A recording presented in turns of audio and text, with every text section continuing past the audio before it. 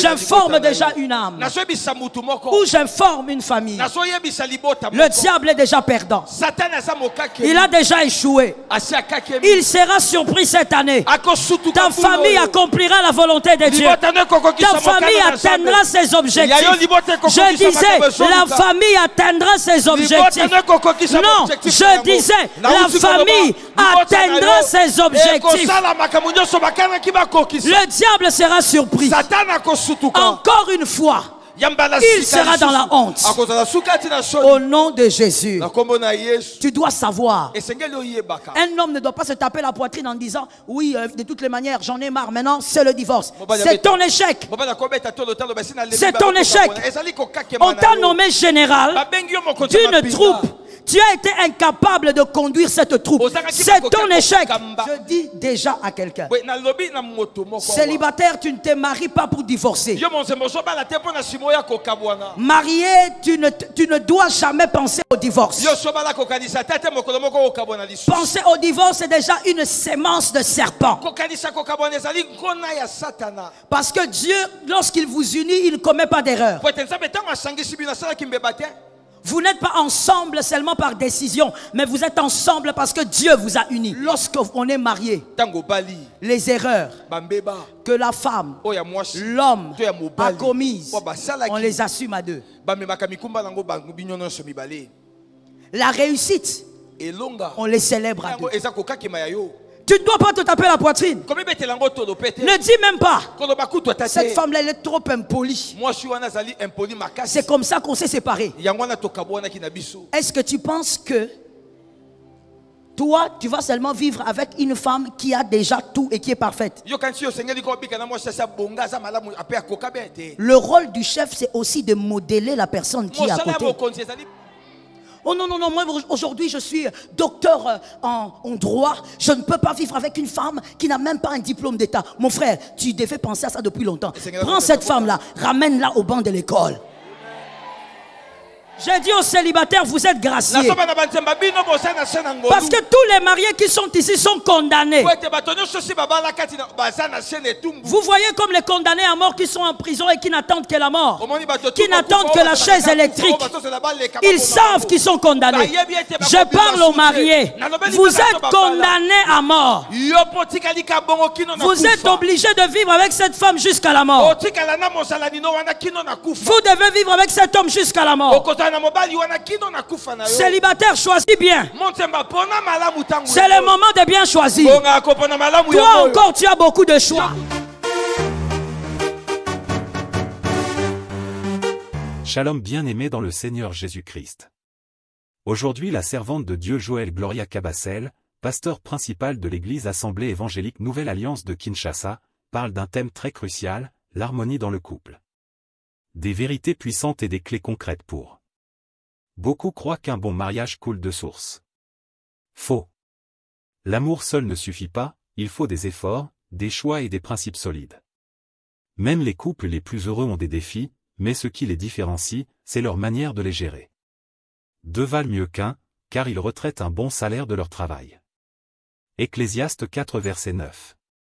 Tu peux aimer ton conjoint, mais si vous ne communiquez pas bien, l'amour seul ne suffira pas à maintenir l'harmonie. 3 piliers cachés de l'harmonie conjugale. 1. La communication authentique. Dire « je t'aime » c'est bien, mais savoir écouter et comprendre son conjoint, c'est mieux. Chaque soir, partagez une chose positive et une chose à améliorer dans la journée. 2. Le pardon rapide. Les disputes sont normales, mais la rancune est un poison pour le couple. Ne jamais dormir en colère l'un contre l'autre, Éphésiens 4 verset 26. 3. L'unité spirituelle et émotionnelle. Prier ensemble, partager ses rêves, et avancer dans la même direction sont des clés essentielles. Un couple qui prie ensemble, reste ensemble. L'harmonie conjugale n'est pas un hasard, c'est un choix quotidien. Si cette vidéo t'a aidé, dis-moi en commentaire, quelle est la clé qui te parle le plus aujourd'hui. Abonnez-vous, aimez et partagez afin d'apporter l'évangile de Jésus-Christ aux nations car il y aura plus de joie dans le ciel pour un seul pécheur qui se repent. Que la bénédiction de Dieu soit votre partage dans le nom puissant de Jésus-Christ. Amen. Gloire à Dieu pour ce soir. Bonsoir. J'espère que vous allez bien. Gloire à Dieu. Le Seigneur vous a gardé en bonne santé. Le vendredi passé, nous avons parlé du sous-thème les méfaits de la déformation. Nous avons donné les raisons pour lesquelles cet enseignement est équilibré de manière à ce que les célibataires et les mariés se retrouvent. On a donné les 3 raisons pour lesquelles il faut se marier. Et un marié devrait le savoir. On a expliqué l'œuvre du serpent dans le jardin d'Éden. On a parlé aussi de la raison principale pour laquelle le serpent était allé tourmenter le couple. Nous avons parlé d'une déformation qui était l'homosexualité. Nous avons dit la volonté de Dieu était qu'un homme reste un homme, une femme reste une femme. Si vous étiez une femme, vous ne pouvez pas vous retrouver dans le corps d'un homme. Dieu ne se trompe pas d'enveloppe. Lorsqu'il vous envoie homme, c'est que vous êtes homme. Je n'ai pas entendu un problème. Il faut arrêter d'écouter ce que le siècle présent nous présente. Non, je suis né homme, mais je sens des sensations de femme. Dieu ne se trompe pas d'enveloppe. Lorsqu'il vous a envoyé femme, restez femme. Et on a prié contre cette sémence-là. La deuxième déformation, c'est le divorce. Vous voyez aussi que dans le jardin d'Éden, lorsque le serpent est arrivé, le but était aussi de séparer l'homme et la femme. Je dis déjà à quelqu'un, célibataire, tu ne te maries pas pour divorcer. Marié, tu ne dois jamais penser au divorce. Penser au divorce, c'est déjà une sémence de serpent. Parce que Dieu, lorsqu'il vous unit, il ne commet pas d'erreur. Vous n'êtes pas ensemble seulement par décision, mais vous êtes ensemble parce que Dieu vous a unis. Et donc, quoi qu'il arrive, attention à cette déformation. Le divorce est la deuxième déformation.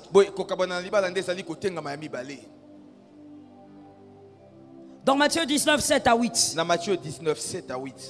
Les pharisiens sont en train de dire à Moïse, mais le divorce, il est normal. Parce que même Moïse a dit que lorsqu'il faut répudier une femme, il faut écrire une lettre et vous répudier. J'aime la réponse de Jésus. Jésus dit, au commencement, il n'en était pas ainsi. Que quelqu'un dise au commencement. Au commencement, c'est-à-dire dans la volonté parfaite de Dieu, il n'en était pas ainsi.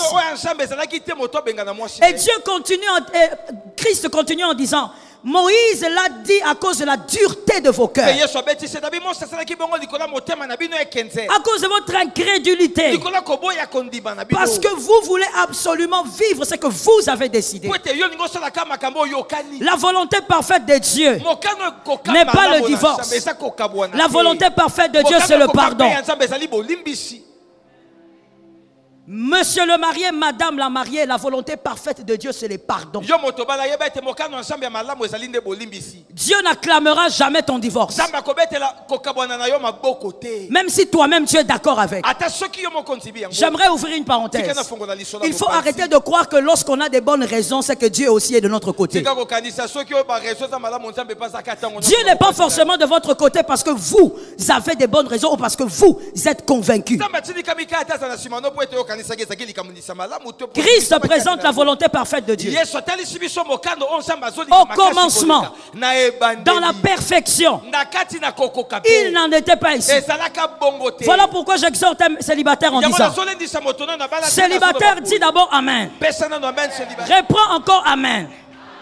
J'ai dit aux célibataires, vous êtes graciés. Parce que tous les mariés qui sont ici sont condamnés. Vous voyez comme les condamnés à mort qui sont en prison et qui n'attendent que la mort, qui n'attendent que la chaise électrique. Ils savent qu'ils sont condamnés. Je parle aux mariés. Vous êtes condamnés à mort. Vous êtes obligés de vivre avec cette femme jusqu'à la mort. Vous devez vivre avec cet homme jusqu'à la mort. Célibataire, choisis bien. C'est le moment de bien choisir. Toi encore, tu as beaucoup de choix. Si tu veux quelqu'un qui a des cheveux crôlés, choisis aujourd'hui. C'est aujourd'hui qu'il faut bien voir. Si tu veux une femme grande, courte, c'est aujourd'hui. Ne te marie pas pour dire demain, ça, ce n'est plus la femme du ministère. Laisse-moi un peu parler, ton son est trop fort. Ne te marie pas pour dire demain, ça, ce n'est plus la femme du ministère. La femme là, elle va rester là. Et tu vas la faire devenir femme du ministère. Et même si elle ne devient pas femme du ministère, tu vas la drainer. Oh non, non, non, moi aujourd'hui je suis docteur en droit. Je ne peux pas vivre avec une femme qui n'a même pas un diplôme d'état. Mon frère, tu devais penser à ça depuis longtemps. Prends cette femme-là, ramène-la au banc de l'école. On ne doit pas, en tant qu'enfant de Dieu, envisager même l'option divorce. Voilà pourquoi, quand on choisit avec les yeux ouverts et avec le Saint-Esprit à tes côtés. Est-ce que quelqu'un m'entend?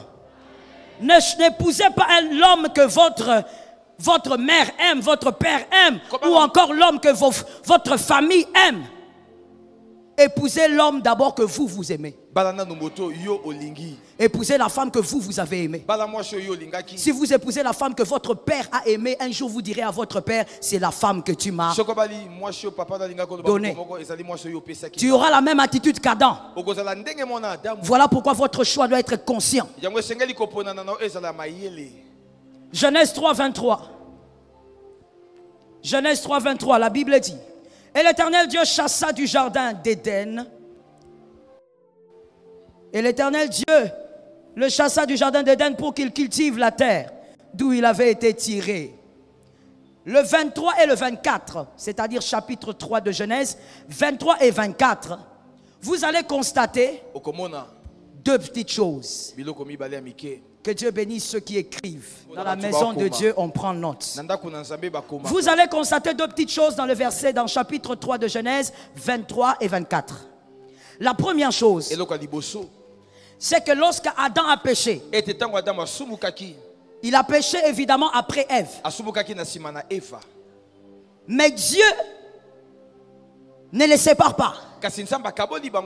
Dieu les chasse tous les deux.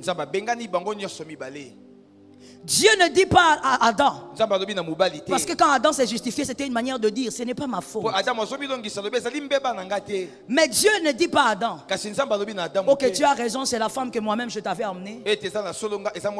Dieu les chasse tous les deux. C'est-à-dire, dans votre erreur, restez tous les deux. Assumez votre erreur. Dans votre gloire, restez tous les deux. Dieu n'a pas dit à Adam, tu as raison, c'est moi qui ai créé la femme. Donc, je vais créer une autre. Dieu les chasse tous les deux. Dieu ne sépare pas. Dieu sépare seulement la femme et le serpent. Ou la femme et la postérité de la femme et le serpent. Mais Dieu ne sépare pas Adam et Ève. Lorsqu'on est marié, les erreurs que la femme, l'homme a commises, on les assume à deux. La réussite, on les célèbre à deux. Ce sont des choses des fois qui sont étranges dans le mariage. Vous verrez un homme en train de dire, il dit à sa femme, est-ce que tu as vu comment mon idée a marché? En tout cas, non, non, non. Je t'ai toujours dit que moi je suis intelligent. Quand il y a une bonne chose, tu veux que la célébration se passe ensemble. Mais quand il y a l'erreur, tu veux que l'erreur soit pointée quelque part. Ce n'est pas en vain que la Bible dit l'homme et la femme s'attacheront et deviendront. Vous devez partager vos joies et vos pleurs. Vous devez assumer vos échecs ainsi que vos célébrations. Mais restez ensemble. La deuxième petite chose qu'on voit là-bas, dans le 23 et dans le 24, ça c'est très important. Dieu dit, la Bible dit, il chassa.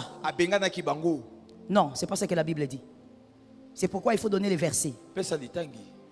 C'est ainsi qu'il chassa. C'est ainsi qu'il chassa. Est-ce qu'Adam était le seul à être chassé? Est-ce qu'Adam n'était-il pas chassé avec Ève? Pourquoi on ne parle pas de Ève?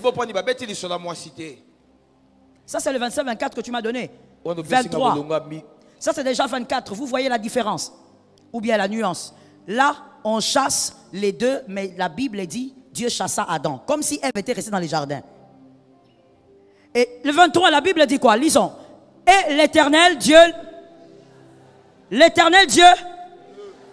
Le, c'est au pluriel ou au singulier? Peut-être que moi je ne vois pas bien. Mais ils étaient à deux. Pourquoi, lorsqu'on parle de chasser, on ne parle pas de Ève? Ève n'était pas restée dans le jardin. Parce que, pour Dieu, dans un foyer, il n'y a pas deux chefs. Il y a un seul. Je continue. Comme il y a un seul chef, lorsqu'on réussit, ça tombe sur le chef. Lorsqu'on échoue, ça tombe sur le chef. La réussite ainsi que l'échec tombe sur le chef. Être chef dans un foyer n'est pas une chose simple. Voilà pourquoi si tu n'as pas encore grandi, tu es encore gamin. Reste encore gamin, même à 40 ans, attends. Parce qu'un chef de famille, selon Dieu, il assume. Lorsqu'il y a réussite dans le foyer, lorsqu'il y a échec dans le foyer, Dieu ne voit pas Ève, Dieu voit Adam. Alors tu dois être un bon chef. Tu dois savoir. Un homme ne doit pas se taper la poitrine en disant oui, de toutes les manières, j'en ai marre, maintenant c'est le divorce. C'est ton échec. C'est ton échec. On t'a nommé général d'une troupe. Tu as été incapable de conduire cette troupe. C'est ton échec. Tu ne dois pas te taper la poitrine. Ne dis même pas. Cette femme-là, elle est trop impolie. C'est comme ça qu'on s'est séparés. Est-ce que tu penses que toi, tu vas seulement vivre avec une femme qui a déjà tout et qui est parfaite? Le rôle du chef, c'est aussi de modeler la personne qui est à côté.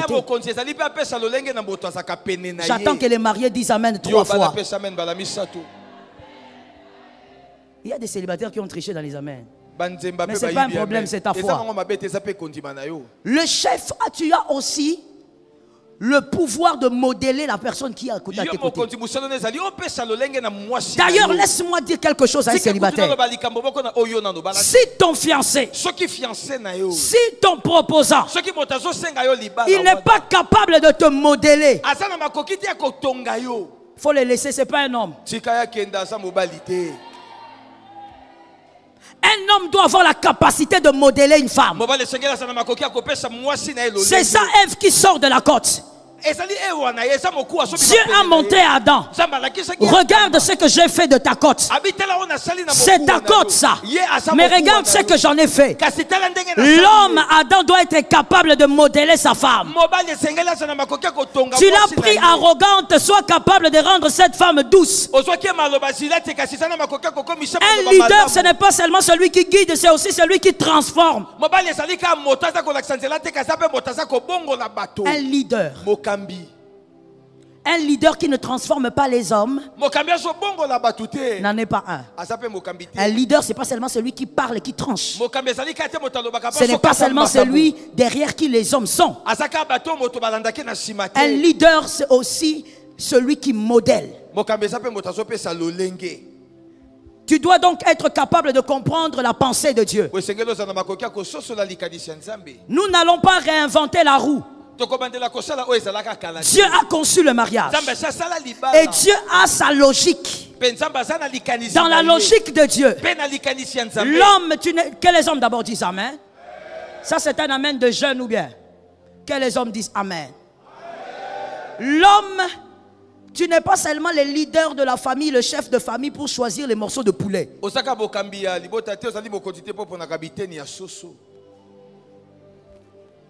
Les gros morceaux de poulet, c'est pour toi.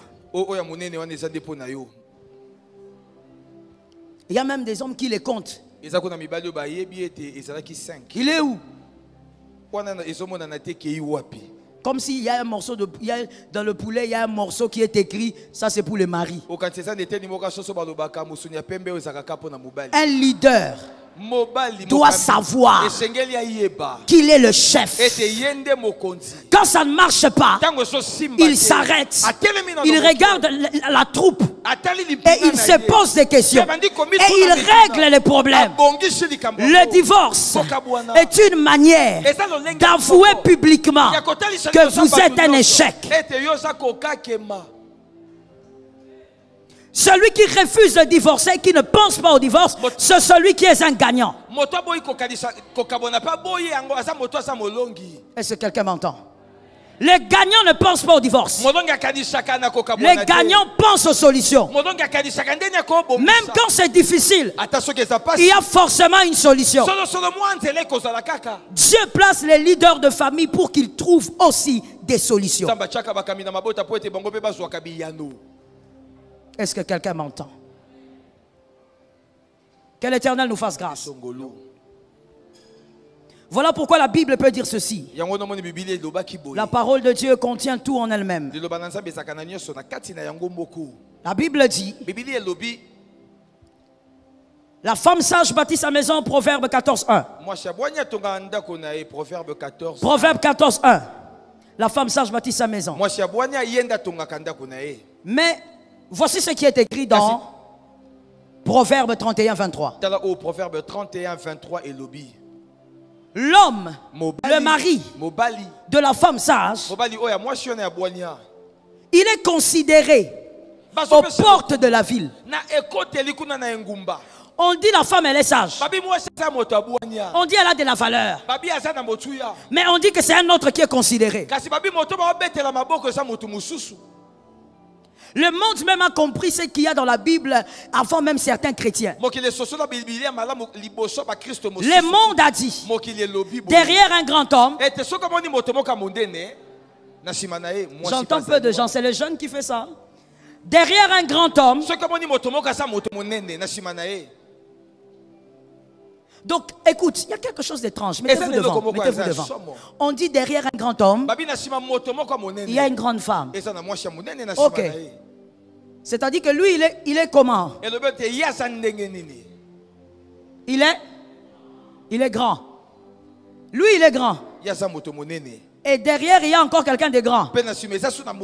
J'aimerais des réponses pour que ça t'aide à comprendre. Derrière, il y a encore quelqu'un de grand, oui ou non? Devant, il y a un grand, oui ou non? Mais qui est le grand qui est devant? Qui donc reçoit les célébrations? La parole de Dieu dit, à la porte de la ville, il est considéré. Mais où est le verset qui dit qu'à la porte de la ville, ou à la porte, ou à la fenêtre de la ville, ou je ne sais pas, même au caniveau de la ville, la femme est considérée? Voici ce que ça veut dire. La bâtisseuse, elle bâtit. Mais l'honneur d'une réussite dans un foyer, ça tombe toujours sur l'homme. C'est 23 et 24.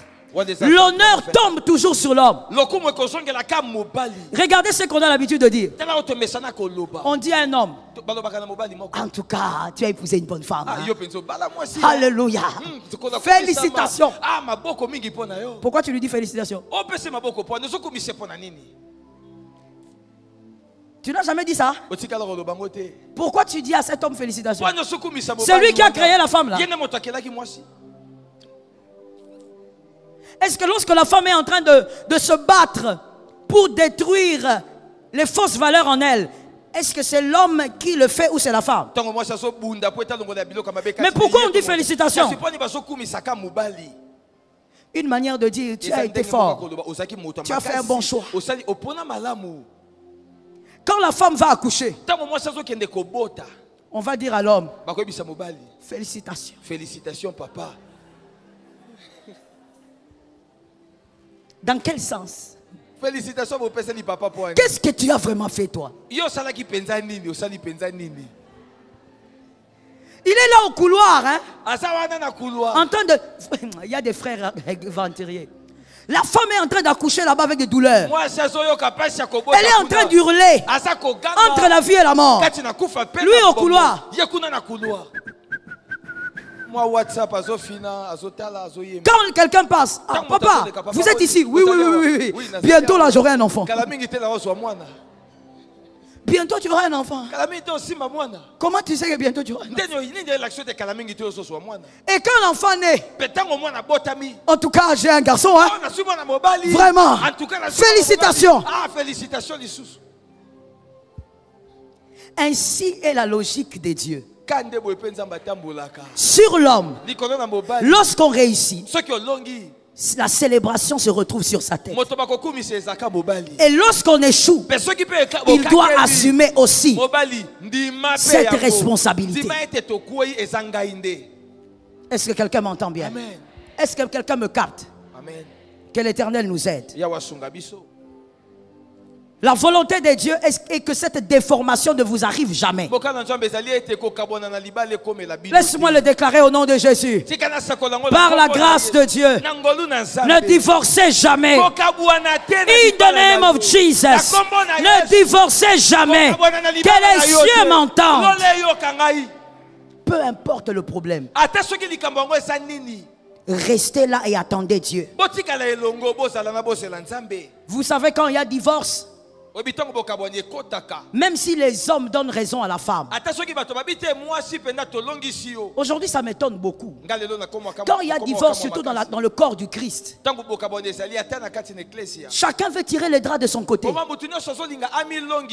Et les gens qui entourent, les gens qui entourent sont souvent des serpents. Oui, j'aime ce que tu as dit. Les gens qui nous entourent, des serpents. Ce sont les gens là qui sont autour, qui viendront dire à l'homme, ah, tu as raison. D'ailleurs, je ne sais pas comment tu faisais pour vivre avec cette femme. Tu as trop supporté. Les hommes qui entourent. Et les mêmes hommes vont voir la femme. Non, laisse-le. Qu'est-ce qu'il croit? Tu vas réussir sans lui. Toujours les hommes qui entourent. Écoute mon frère. Dans cette histoire, dans ce scénario, le plus grand acteur et l'acteur principal qui a gagné, c'est le diable. Mais ça tu ne vois pas. Le diable, même lorsque toi tu donnes des raisons, le diable se tape la poitrine et dit regarde ce garçon, regarde. Il croit vraiment qu'il a raison. De toutes les manières j'ai gagné. Ne laisse jamais le diable gagner. Je disais ne laisse jamais le diable gagner. Le diable est un perdant, qu'il reste perdant. Je dis le diable est un perdant, garde-lui dans la position de perdant. Ne bouge pas sa position, qu'il reste perdant. Tu vaincras par le Saint-Esprit. Écrivez s'il vous plaît. Comment? Quels sont les éléments d'harmonie d'un couple?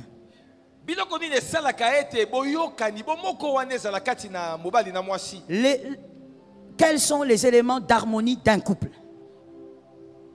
Tu as compris, bien-aimé, qu'il y a certaines déformations qu'il ne faut pas subir.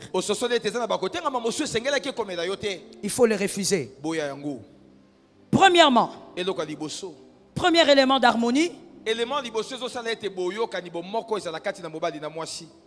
l'amour pour l'autre, l'amour que l'on a pour l'autre doit être plus grand que l'amour qu'on a pour soi-même.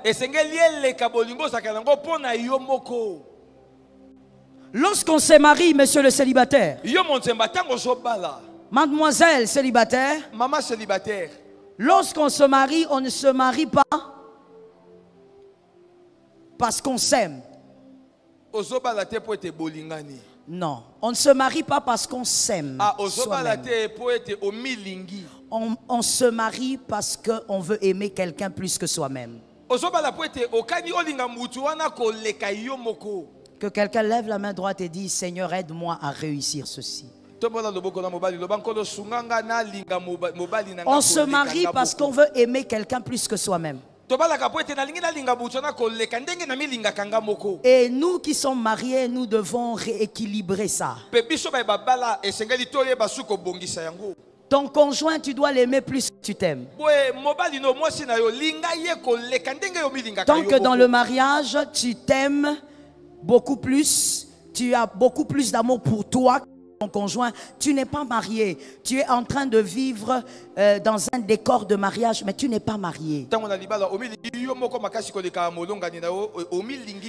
Que quelqu'un m'entende maintenant très bien. Très très bien. Célibataire, lorsque vous êtes content de tomber amoureux ou amoureuse, votre joie est laquelle? D'être amoureux ou de constater le bien que cet amour fait à l'autre?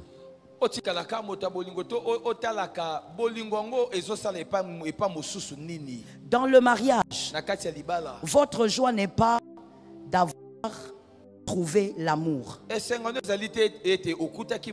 Votre joie est d'avoir trouvé quelqu'un que vous pouvez aimer plus que vous-même.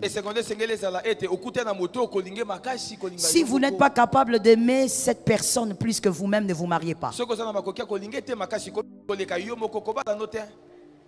Le mariage est le lieu où l'homme doit aimer sa femme plus qu'il s'aime. La femme doit aimer son mari plus qu'elle s'aime. C'est la première chose qui crée l'harmonie dans un mariage. Parce que l'amour de l'homme est porté vers sa femme. Et vice versa. Rentrons dans la Bible parce que la Bible est le fondement. Ephésiens 5, 25. Mettez-moi ce verset. Soyez un peu rapide à mettre les versets. Ephésiens 5, 25. Ephésiens 5, 25. Nous allons voir que c'est aussi la pensée de la Bible, la pensée de Dieu. Ephésiens 5, 25. Pendant que vous écrivez, vous le trouvez aussi dans vos Bibles. Ephésiens. Enlevez-nous les principes, donnez-moi le verset. Ephésiens 5, 25.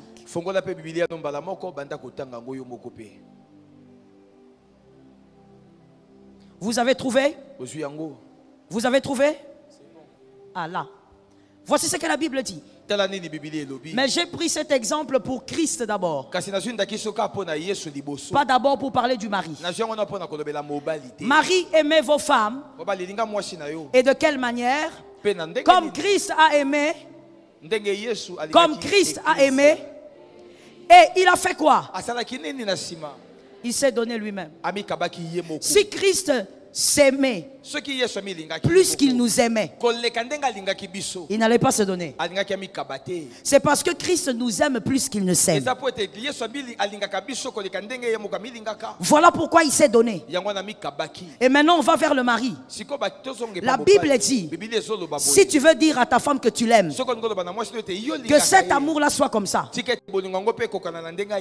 Un amour capable de se donner pour elle. Mon frère, dis amen. Je dis que les frères disent amen. Lorsque tu dors, lorsque tu es dans le moustiquaire avec ta femme et que tu sens que de son côté c'est troué, de ce côté on rit déjà. Qu'est-ce qui se passe? Vous êtes en train de me distraire là-bas. Mais je crois que c'est parce que vous êtes bien connectés. Hein? Vous êtes en train de dormir dans les moustiquaires. De son côté, c'est troué. On commence à piquer maman. Maman te dit, ici on me pique un peu. Attends d'abord. Moi demain je vais travailler. Toi sois là.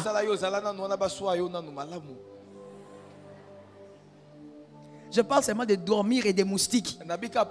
Tu refuses même qu'un moustique te touche. Tu préfères que le moustique touche ta femme. Je parle d'abord du moustique. Quand vous êtes dans la voiture, tu sens que vous avez raté un accident.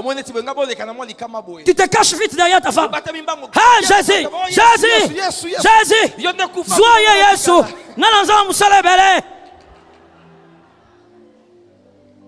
Au fait, pour toi quoi? Ta vie est plus importante. Non, tu ne peux pas accepter de souffrir pour ta femme. La femme, tu refuses de souffrir pour ton mari. Non. Il y a même un langage que j'ai entendu au milieu des jeunes gens qui se marient maintenant. C'est vraiment étonnant. Je ne sais pas si on célèbre les mariages parce que Dieu va aussi nous rémunérer par rapport au mariage béni. Ou on célèbre les mariages parce que vraiment c'est ce qu'il faut. Les jeunes gens disent, surtout les femmes, pourquoi moi je veux me sacrifier pour cet homme-là? Écoutez, moi je ne suis pas obligé de me sacrifier pour lui. J'ai ma vie. Écoute, le mariage, ce n'est pas j'ai ma vie. Le mariage, c'est nous avons une seule vie. Ah, ça tombe sur toi si tu as entendu. Le mariage, ce n'est pas j'ai ma vie. Si tu es encore dans les régimes j'ai ma vie, ne te marie pas. Et si tu es marié, tu es encore dans ces régimes, au nom de Jésus, change aujourd'hui. Le mariage, c'est nous avons une vie. Une seule vie. Le mari doit aimer sa femme plus qu'il ne s'aime. L'exemple encore de cet amour, c'est un exemple qui nous a mené à la catastrophe, mais c'est un exemple biblique. Genèse 3, 6. C'est Adam. Adam a mangé le fruit parce qu'il aimait sa femme plus que lui-même. Voici un autre cas. Il est très particulier. Ce cas ici, c'est Dieu lui-même qui va lui dire, tu dois apprendre à aimer ta femme plus que toi-même. Nous sommes où? Nous sommes dans Matthieu 2:20. Matthieu 2:20. Ça c'est Joseph. Que quelqu'un m'entende bien. Joseph apprend que Marie est enceinte. Joseph a dit, ah, je t'aime beaucoup. Je ne veux pas détruire ta réputation, mais bye bye. Parce que moi je ne connais pas le Saint-Esprit là qui donne des grossesses. L'ange est venu vers Joseph. L'ange dit à Joseph, rentre là-bas. Rentre. Tu dois apprendre à aimer ta femme plus que ta réputation. L'ange fait rentrer Joseph parce que Joseph, lui, il ne savait pas encore que sa femme, il fallait l'aimer plus que l'on s'aime. C'est la première chose qui crée l'harmonie, l'équilibre dans un foyer. Le sexe a une grande partie dans le foyer, mais ce n'est pas le sexe d'abord qui crée l'équilibre. Parce que le sexe, on peut le retrouver dehors. Mais une personne qui t'aime plus que soi-même, on ne trouve pas dehors. Je répète ça. Une personne t'aime plus qu'elle ne s'aime, on ne trouve pas ça dans les rues. Mais le sexe se trouve dans les rues. Il y a des choses qu'on n'achète pas dehors. Un homme qui est capable de vous aimer plus qu'il ne s'aime, on n'achète pas ça dehors. Ça n'a rien à voir avec un homme qui vous entretient. Vaut mieux le cœur d'un homme que les biens d'un homme. Que la célibataire qui a pris ça ait une vie glorieuse. Il y a quelqu'un qui a dit, maman, les biens aussi. Mais je vais t'expliquer pourquoi j'ai dit ça. Viens Serge. Oui, maman, j'arrive. Lorsque tu comprends qu'il vaut mieux le cœur d'un homme que les biens d'un homme, la personne qui comprend ça, c'est qui? C'est qui? La femme. Si elle préfère le cœur plutôt que le bien, la Bible dit, celui qui trouve une bonne femme a trouvé le bonheur. Donc, s'il ne peut rien me donner parce qu'il n'a rien, je vais produire ce qu'il va me donner. Non, je vais produire. Je vais donner naissance à ce qu'il va me donner. Voilà pourquoi j'ouvre une parenthèse pour dire, je dis nous sommes dans la famille glorieuse. Dans la famille glorieuse, il n'y a pas de tabou. Écoute-moi bien. Homme marié, arrête ces aventures-là. Arrête de dire à ta femme, ici c'est chez moi. Ce n'est pas chez toi, c'est chez vous. Parce que cette maison est sortie aussi de ta femme. La voiture que tu as été aussi produite par le bonheur que Dieu t'a donné.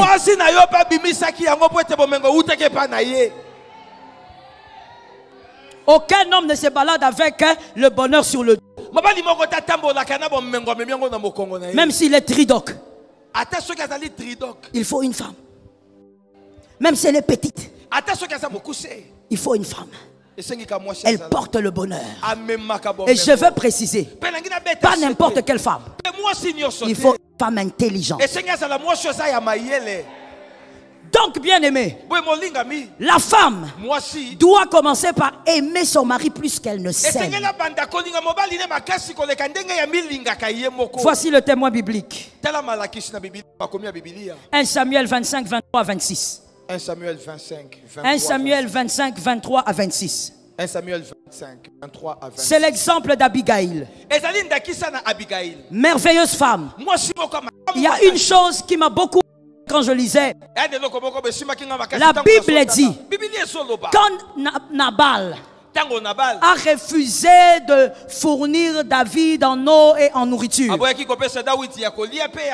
Abigail est allée vite vers David. Mais regardez ce qu'Abigail dit. Je vous assure. Non, c'est moi maintenant qui parle. Je vous assure.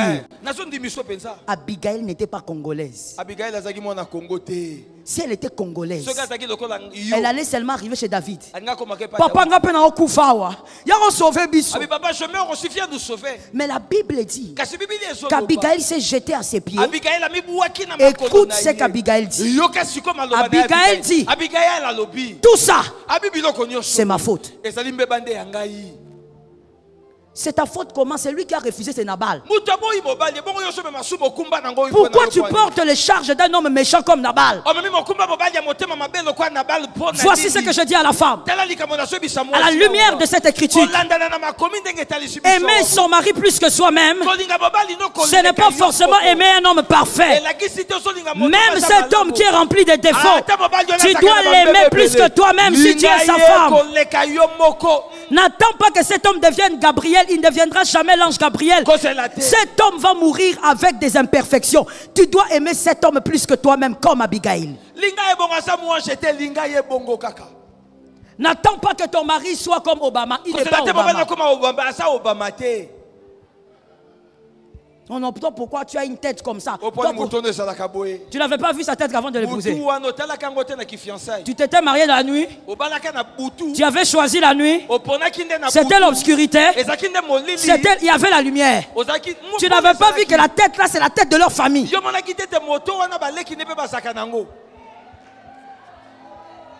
Oh non, pourquoi toi quand on mange, tu manges comme ça? Tu manges comme ça, comme si tu étais un lion. Si lui il est un lion, toi tu es la lionne. Un lion ne s'unit qu'à une lionne. Toi tu ne savais pas qu'il mangeait comme ça. Ça ce sont les choses antiques, ma soeur. Aujourd'hui les filles, elles se marient sur Facebook sans jamais avoir vu cet homme manger.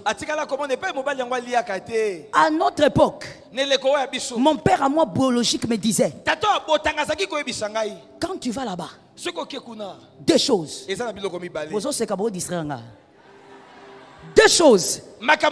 La première chose, regarde comment il respecte sa mère. S'il ne respecte pas sa mère, ma fille, il ne te respectera pas. C'est le conseil d'un homme qui a plus de 50 ans dans le ministère. Le deuxième conseil qu'il m'avait donné, quand tu arrive souvent à l'heure où il mange. Regarde comment il mange. Comme il mange là-bas. C'est comme ça que toi tu vivras toute ta vie. Il y a des femmes qui mangent avec leur mari à table. Le visage change. Non, il y a insulté. Je ne veux plus continuer à manger. Oh, pourquoi tu manges mal comme ça? Tu ne savais pas. Tu es allé choisir cet homme par rapport à quoi? Ma soeur, tu n'as pas le choix. Si tu vas commencer à manger même à terre, mange à terre. C'est celui-là ton mari. La femme doit apprendre à aimer son mari plus qu'elle-même. Ce n'est pas normal. Donc que quelqu'un dise ce n'est pas normal. Je ne vous entends pas. Que quelqu'un dise ce n'est pas normal. Ce n'est pas normal qu'un homme aille voir ses amis, sa famille pour dire cette femme-là vraiment ça ne va pas. La femme aussi va de son côté. Cet homme-là vraiment c'est le malheur de ma vie. Vous êtes un foyer de perdants. Vous devez absolument comprendre c'est quoi l'amour. Es-tu capable de souffrir pour ta femme? Es-tu capable d'accepter que ta réputation soit ternie à cause de ta femme? Es-tu capable de supporter qu'on t'injurie à cause de ton mari? Es-tu capable de supporter l'humiliation à cause de ton mari? Que tout le monde t'humilie alors que tu as peut-être raison, mais à cause de l'amour que tu as pour ton mari, tu acceptes. Ça crée de l'harmonie. Ça crée l'équilibre. Voilà pourquoi je répète ceci. Lorsque vous êtes amoureux, vérifiez toujours. Vous êtes amoureux parce que ça vous fait du bien ou vous êtes amoureux parce que... Laissez-moi finir.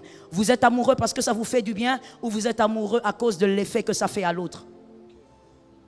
Vous devez savoir pourquoi vous êtes amoureux. Vous aimez être avec cette femme ou vous aimez que cette femme soit avec vous. C'est différent. Vous aimez cet homme ou vous aimez que cet homme soit avec vous. Il y a un homme de Dieu qui m'avait dit une fois, il y a des femmes qui n'aiment pas leur mari. Elles ont fait 5 ans, 10 ans.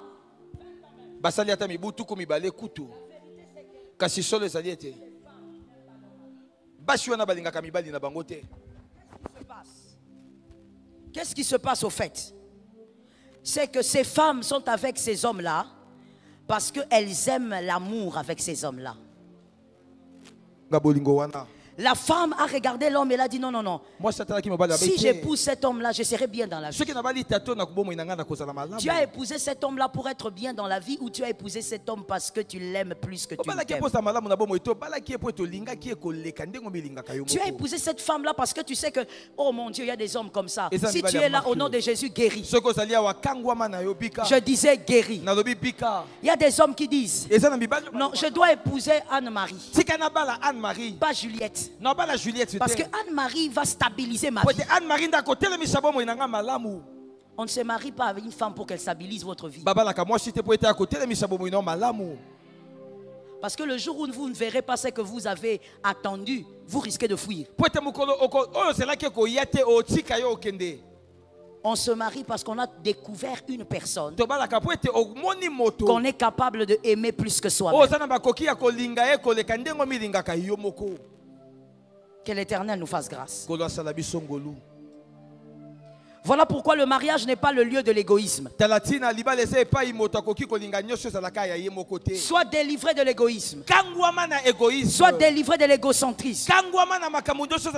Dans le mariage, bien aimé, je l'ai dit, c'est un lieu d'amour. Mais vous verrez des hommes, des femmes mariés, mais très égoïstes. Dans le mariage, mariés, bénis par le Seigneur.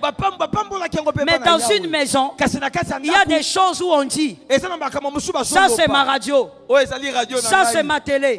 Qui a touché ma tasse? Qui a touché ma télé? Ça c'est ma voiture. Et ce qui est malheureux, c'est que les enfants grandissent dans cette ambiance. Voilà, les enfants grandissent en sachant que, oh, donc dans le mariage, il y a des choses à moi et d'autres qui appartiendront à ma femme. Généralement, les égoïstes dans le foyer, ce sont des personnes qui, depuis l'enfance, premièrement, ont été maltraités. Premièrement, maltraités. Deuxièmement, trop gâtés. Retenez ça ou écrivez ça, je commence par maltraiter. Des personnes qui ont été maltraitées. Des personnes qui ont été battues injustement. Serge, viens ici. Nous sommes en train d'enseigner les familles. Des personnes qui ont été traitées bizarrement. Regardez lorsqu'on traite l'enfant sans Dieu et surtout en Afrique. Serge, oui, maman. Ramasse le papier là. Ramasse la tête comme ton père. Donc, en fait, tu bats l'enfant sans même... Donc, l'enfant ne comprend pas pourquoi je suis battu. L'enfant croit qu'il a Alcatraz. Tu vas voir un autre parent. Serge, va me prendre les papiers là. Serge, vous passez comme ça. Passez devant. Non, non, non. Passez devant. Et le pauvre enfant ne sait pas qu'on passe pas devant les adultes. Ton propre enfant. Regardez comment nous les Africains nous éduquons. Quand l'enfant passe, tu regardes seulement son dos. Papa, sois comme ça, tu as peur. Tu localises son dos. Gifle. Quand l'enfant veut tourner, gifle. Et puis va dans la chambre. L'enfant ne sait même pas pourquoi tu l'as battu. Tu n'as même pas dit à l'enfant que c'était impoli de passer. Je t'ai tapé parce que tu n'as rien dit au fait. En Afrique, nous n'éduquons pas. Nous battons. Et on croit que battre c'est l'éducation. Et donc l'enfant ne sait même pas pourquoi il a été battu. Non, au nom de Jésus. Que l'Éternel relève notre pays. Que l'Éternel relève notre nation. L'enfant meurtri, il grandit donc égoïste. Il pense que personne ne l'aime. Si son père le traite comme ça, c'est que personne ne l'aime. Si sa mère le traite comme ça, c'est que personne ne l'aime. L'enfant grandit avec ça dans son cœur. Une révolte tacite. Et à un certain âge, l'enfant voudra prouver à tout le monde qu'il vaut quelque chose. Et quand il va entendre la prédication de l'apôtre, la prédication de la foi, au lieu que ça équilibre cet enfant, ça va déséquilibrer. Il aura un amour pour lui-même, mais un amour exagéré. Un estime de soi exagéré. Tout doit tourner autour de lui. Tu vois un papa à la maison. Dans nos pays ici en Afrique, il n'y a pas assez d'eau. Donnez-moi de l'eau. On dit papa, il y a seulement ce bidon. Alors l'enfant aussi vient. Oui, moi, l'enfant de 2 ans. Moi, on a 2 ans. Papa Delo. Papa Maï. Attends d'abord là-bas. Tu ne vois pas que moi j'ai soif.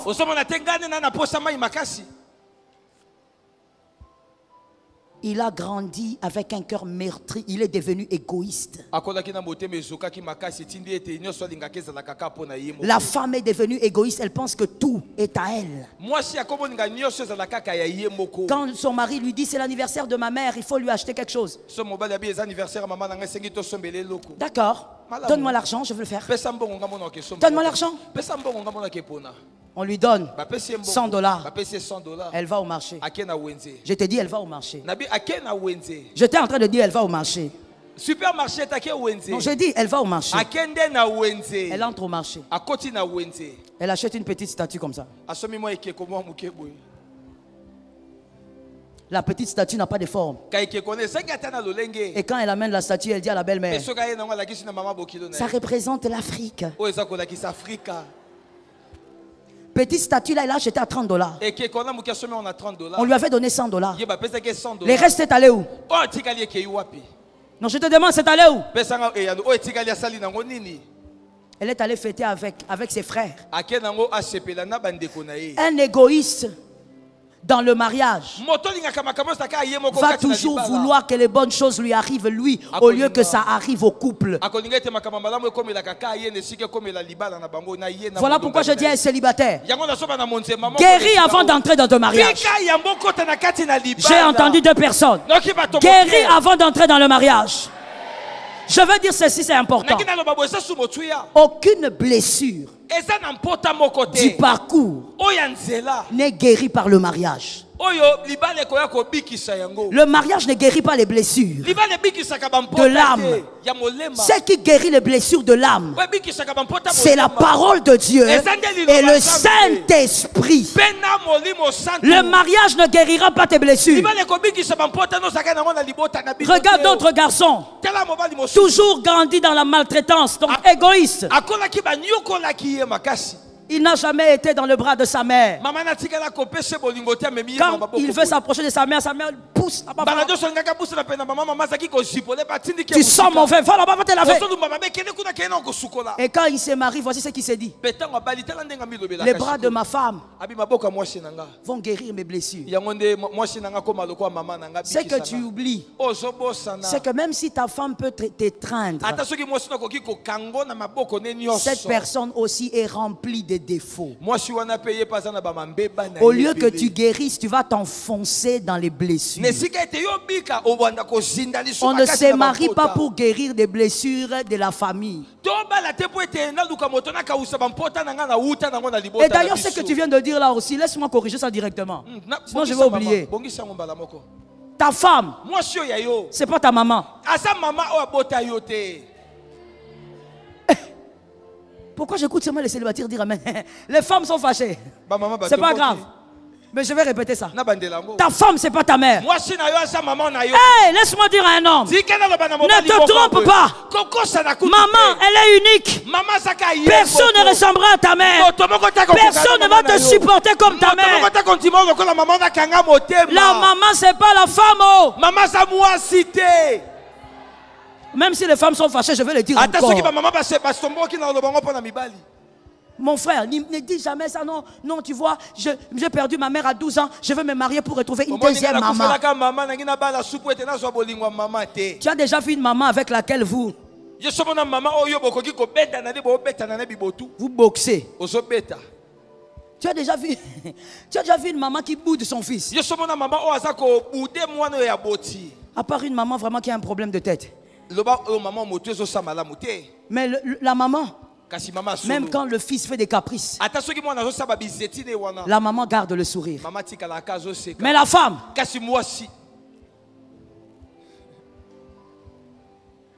si tu n'as jamais vu les jeunes de Boud, marie-toi. Tu vas voir comment est-ce que la femme s'est boudée. On ne se marie pas pour retrouver une deuxième mère. Madame, Maman. Mademoiselle, on ne se marie pas pour trouver un deuxième père. Ton mari, c'est pas ton père. Hey, je dis ton mari, c'est pas ton père. Je vais dire quelque chose. Daddy n'est pas là. Il n'est pas là. Ah oui, oui. Mon père, par la grâce de Dieu, il est vivant jusqu'à là. Il est en train d'aller vers ses 85 ans et là-bas. Je suis d'accord avec toi. Merci de célébrer cet homme. Merci de célébrer cet homme. Mon père, c'est un homme magnifique. Aujourd'hui que je suis parent moi-même, je me dis waouh. Il a fait tellement de sacrifices pour moi. Mon frère, durant toute ma vie de célibataire, quand j'étais chez mon père, je n'avais... Vous savez, mon père, avant d'être pasteur, il était d'abord dans l'armée. Donc, j'avais aussi affaire à un pasteur militaire en même temps. Mais je n'avais jamais, je vous dis, jamais, devant moi, quoi que je fasse, mon père ne sait jamais le temps. Ça semble presque faux, hein? Mais c'est vrai. À chaque fois qu'il y avait un problème, quand il était très fâché, surtout après la mort de ma mère, il allait s'enfermer dans la chambre. Quand sa colère passe, il vient. Il m'appelle. Et il me dit, ça tu fais pas. Mon même enfant, surtout enfant, jamais haussé le ton. Hey! J'étais engagé par maman, mais pas par papa. Jamais. Donc j'étais avec un père, même quand il est fâché, tu sens le ton est dur, mais il est calme. Frère, j'étais dans cette atmosphère. Ah!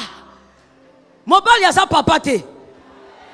Ah, jamais. Quand je me suis marié, moi je croyais que j'étais dans le même régime. Quand je suis fâché là, je viens. Non, non, pourquoi tu as fait ça?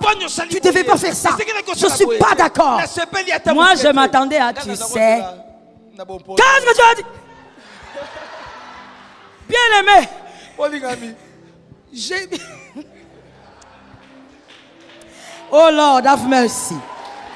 Have mercy. Hey, la première fois, j'ai failli avoir une crise cardiaque. J'ai dit, hey, ça existe aussi qu'un homme crie comme ça. Pourquoi il crie?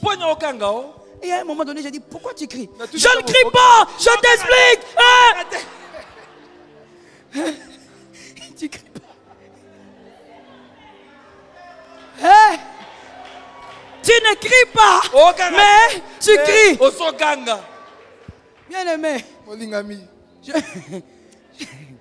je me suis habitué. J'ai quitté la douceur vers les cris.